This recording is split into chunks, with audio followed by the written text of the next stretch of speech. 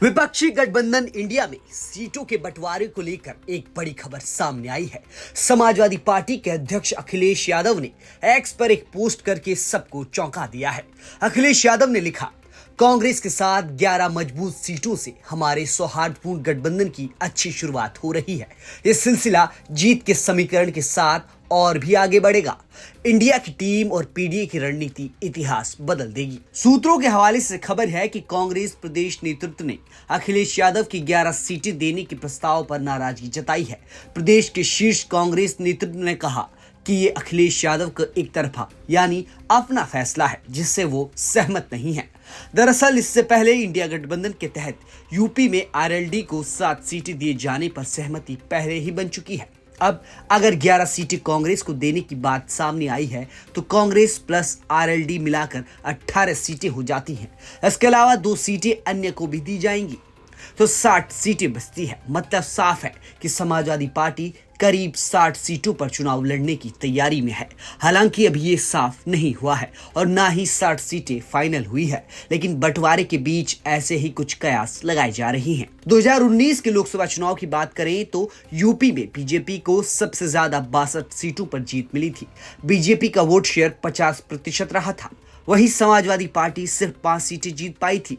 अखिलेश की पार्टी का vote share 18% रहा था। वहीं मायावती की बहुजन समाज पार्टी ने 10 सीटें जीती थी। बीएसपी का वोट शेयर 20% था।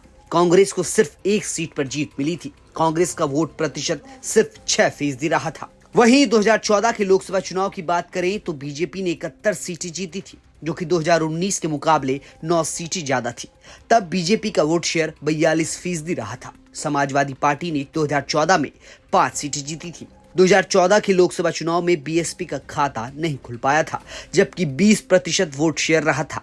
कांग्रेस ने तब 2 सीटें जीती थी और वोट शेयर 7.5% रहा। यूपी को लेकर करीब 1 महीने पहले आए सर्वे की बात करें तो एबीपी न्यूज सी वोटर के मुताबिक यूपी में एनडीए को 73 से 75 सीटें मिलने का अनुमान है, जबकि कांग्रेस और समाजवादी पार्टी को 4 से 6 सीटें मिल सकती हैं। वहीं बीएसपी को 0 से 2 सीटें मिल सकती हैं, जबकि अन्य के खाते में 1 भी सीट नहीं जाने का अनुमान है। वोट शेयर देखा जाए तो एनडीए को सबसे ज्यादा 49% वोट मिल सकते हैं, जबकि कांग्रेस और एसपी के खाते में 35% वोट जाने का अनुमान है।